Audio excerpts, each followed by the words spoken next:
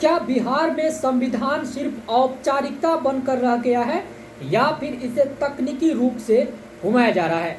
ये सवाल हम क्यों पूछ रहे हैं और ये बात हम आपको क्यों बताना चाहते हैं, वीडियो आप आगे देखेंगे तो सब कुछ क्लियर हो जाएगा। वैसे आप सभी को पता होगा कि 21 नवंबर 2025 को बिहार में एक मंत्री जी के बेटा बिना विधानसभा विधान परिषद के सदस्यता के मंत्री बन जाते हैं। मेरा सवाल ये नहीं है कि मंत्री क्यों बने, मेरा सवाल ये है कि सबसे बड़ा खेला तो तब हो गया जब 7 मई 2026 को दूसरी बार भी मंत्री बन गए।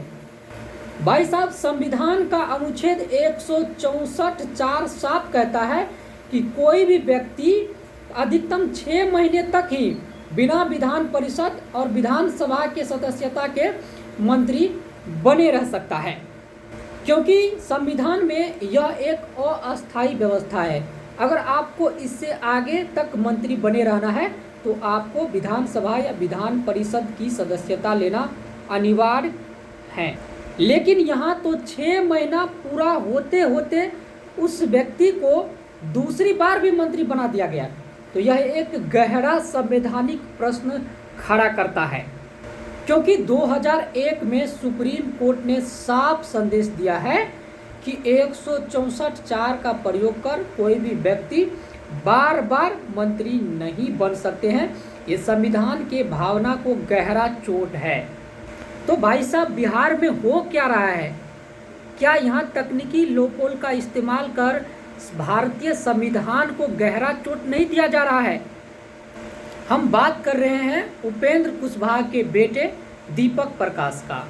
अगर दीपक प्रकाश दूसरी बार बिहार में पंचायती राज विभाग के मंत्री बने हैं तो सरकार को ये साफ क्यों नहीं, यानी सरकार ये साफ क्यों नहीं करते हैं जनता के सामने कि किस आधार पर आप जो है दीपक प्रकाश को दोबारा मंत्री बनाए?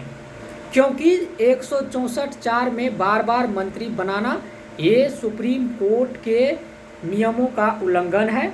तो क्या आप संविधान और सुप्रीम कोर्ट से भी ऊपर हैं? मुख्यमंत्री जी को याद रखना चाहिए कि सत्ता और कुर्सी जनता के वोट से मिलती है, न कि तकनीकी रास्तों से।